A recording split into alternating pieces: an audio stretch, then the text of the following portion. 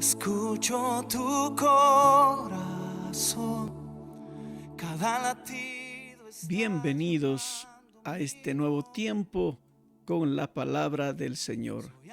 Y ahora, empezando el libro de Éxodo, en esta lectura tan especial en la Nueva Traducción Viviente, entramos en una serie de relatos que nos traen grandes lecciones y también algunas preguntas al Señor de por qué suceden ciertas cosas que no parecen ser productivas, que al final Dios en su magna sabiduría tiene la respuesta.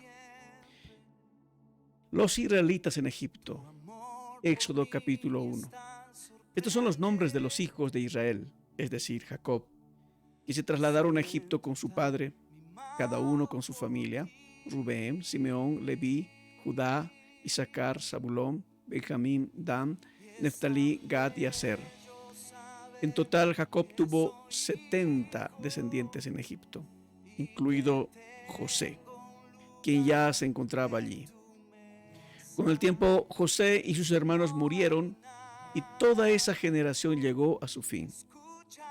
Pero sus descendientes, los israelitas, tuvieron muchos hijos y nietos. De hecho, se multiplicaron tanto que llegaron a ser sumamente poderosos y llenaron todo el territorio.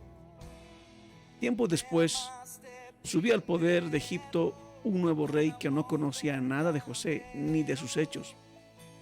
El rey le dijo a su pueblo: miren, el pueblo de Israel ahora es más numeroso y más fuerte que nosotros. Tenemos que idear un plan para evitar que los israelitas sigan multiplicándose. Si no hacemos nada y estalla una guerra, se aliarán con nuestros enemigos, pelearán contra nosotros y luego se escaparán del reino. Por lo tanto, los egipcios esclavizaron a los israelitas y les pusieron capataces despiadados a fin de subyugarlos por medio de trabajos forzados. Los obligaron a construir las ciudades de Pitón y Ramsés como centro de almacenamiento para el rey. Sin embargo, cuanto más los oprimían, más los israelitas se multiplicaban y se esparcían. Y tanto más se alarmaban los egipcios. Por eso los egipcios los hacían trabajar sin compasión. Les amargaban la vida, forzándolos a hacer mezclas, a fabricar ladrillos y a hacer todo el trabajo del campo. Además, eran crueles en todas sus exigencias. Momentos muy difíciles que pasó el pueblo de Israel, obviamente. Esta historia nos hace pensar en lo que Dios había planeado para el futuro. Nos llama la atención, por ejemplo, que un nuevo rey que no conocía a José. ¿Cómo es eso? Si José era tan importante, ¿cómo es que se podía ser olvidado? Pero no era así la situación. Lo que pasa es que pareciera que años antes que Israel fuera, o que José fuera nombrado como el segundo en el reino, un grupo llamados los Hicsos tomaron el lugar. Fueron los hombres que probablemente inventaron las primeras carretas para la guerra. Tenían arcos, flechas, y este nuevo armamento era desconocido para los egipcios, que ellos sucumbieron, y estos reyes, o los reyes ladrones como los llaman, o los reyes pastores como los llaman en la historia, fueron aquellos que dominaron todo aquel imperio, especialmente el área del norte de Egipto. Y en ese tiempo fue que probablemente José y su familia llegaron a ocupar la tierra de Gosén y se multiplicaron. Eran tan pocos, eran simplemente unos 70, pero de allí se multiplicaron a tanto que fue impresionante, como Dios había prometido. Según la historia, cuando Tebas se rebeló, Tebas estaba al centro de la región, se rebelaron contra estos reyes invasores y los expulsaron aproximadamente en el año 1570. Mientras que los Hicsos respetaban los recuerdos de José, los verdaderos egipcios expulsaron a todos los a los Hicsos del lugar. Como les decía, los Hicsos habían llegado con armamento, con carros, con flechas, con caballos, algo que los egipcios desconocían, pero ahora ellos se habían fortalecido y pues tomaron la opción de retirarlos y pues a tener una gran victoria. El tipo de armamento, especialmente el carro, es muy distinguido en cuanto a los Hicsos, que ahora serían expulsados de la tierra.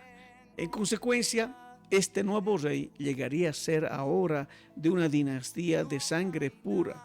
Estos faraones estarían muy celosos de los pueblos que vivían en su territorio.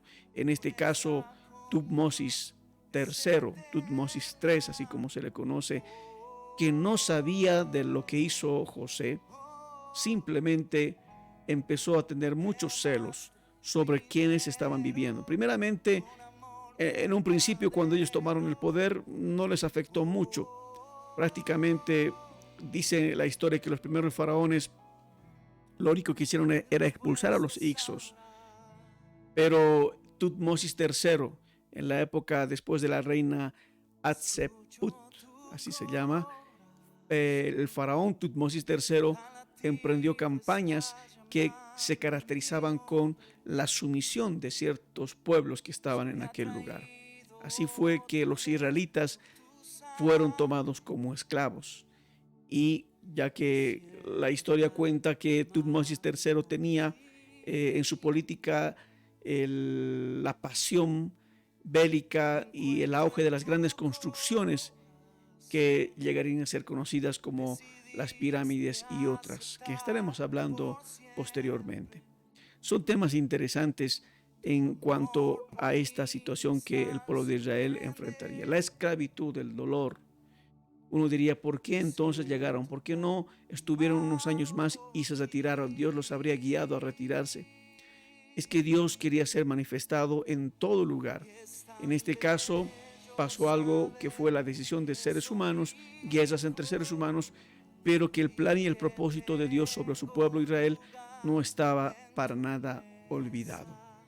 Allí sufrieron, pero es interesante que ellos se multiplicaron en medio del sufrimiento. Eran muchos. El temor de Tutmosis era si es que ellos se aliaran con otras naciones, en una batalla nos vencerían, pues son más fuertes que nosotros.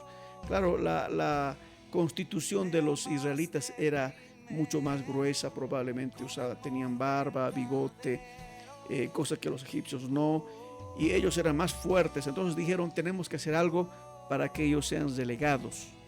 Y cuando les lastimaban mucho más, dice que el pueblo de Israel se hacía más fuerte. Por lo tanto, ellos quisieron y planearon hacer cosas peores con ellos, con los israelitas.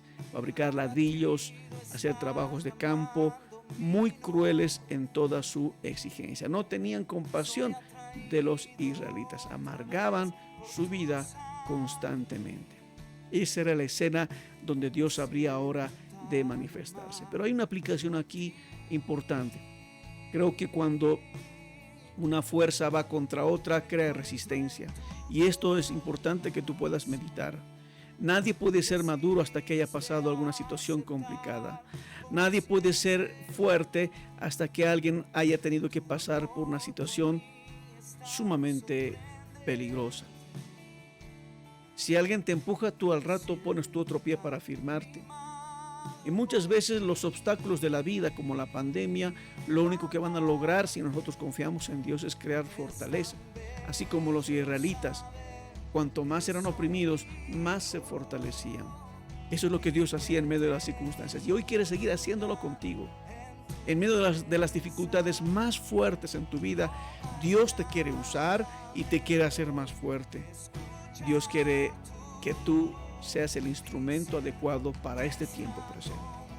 No temas en esperar en el Señor y creer que Dios tiene el plan completo de tu vida y lo está poniendo en ejecución.